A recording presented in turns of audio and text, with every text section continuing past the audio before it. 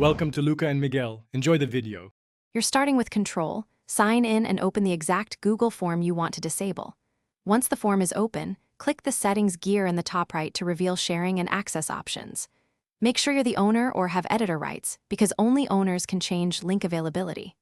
Now pause and confirm the current sharing mode. It might say anyone with the link or restricted. This matters because the next step flips that status and stops new responses immediately. Now you change the form's behavior. In Settings, under Responses and Access, toggle off accepting responses.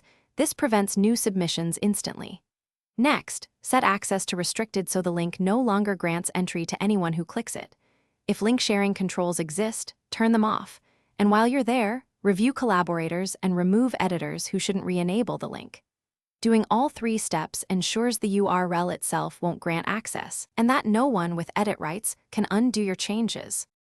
Finish by saving your changes and verifying. Open an incognito browser or use a different account and try the old link. You should see access denied or a closed form notice.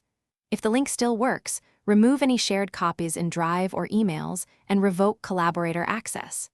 As a last resort, make a copy, transfer responses, then delete the original form to eliminate lingering links. If something goes wrong, check ownership, clear caches, and confirm you saved settings. That usually fixes it.